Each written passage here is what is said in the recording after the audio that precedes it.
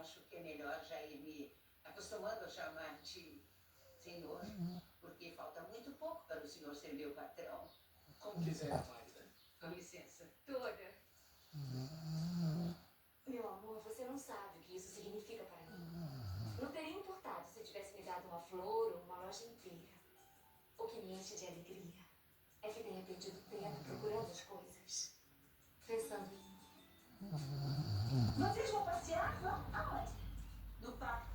Mande isso pra mamãe pra caminhar pelo menos uns 20 minutinhos por dia. Eu acho que você quer ficar bonita como ficava antigamente, não é? Acontece que eu tenho que perder peso, um horror. Ah, mas a mulher então vai conseguir. A senhora vai realizar seu sonho de sair daqui. Eu?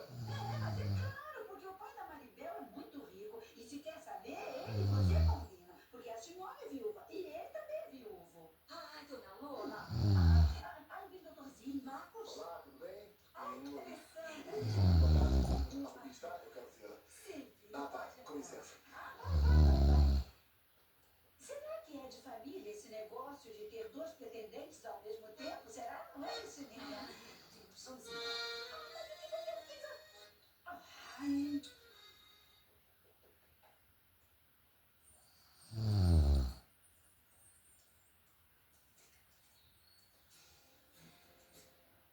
Entra. Muito obrigado.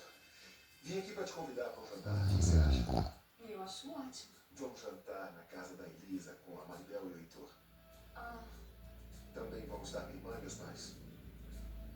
Alessandro, meu amor, não é que eu não queira conhecer a sua família, mas você e eu ainda não definimos a nossa situação. E eu não quero que eles interpretem mal quando nos virem juntos. Você já deixou claro. Não se preocupe com isso, meu amor. É melhor pensar que eu quero que a gente aproveite cada momento que estivermos juntos. Você disse. Quando eu estou com você, não consigo pensar em mais nada. Mas, Alessandro... Nada demais, Rubi. Já disse que não vou deixar você escapar. Vou insistir, ainda que esteja ao lado do milionário que você quer encontrar. Seja quem for esse milionário... Seja quem for esse milionário. te amo.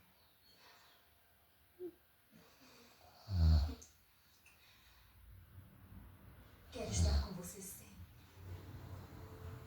Realmente me ama tanto? Você é minha vida, Heitor.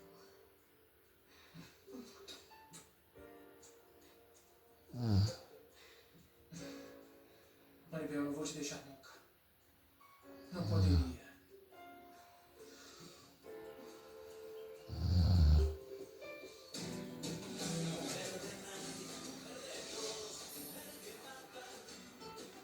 Segura, porque o que não fala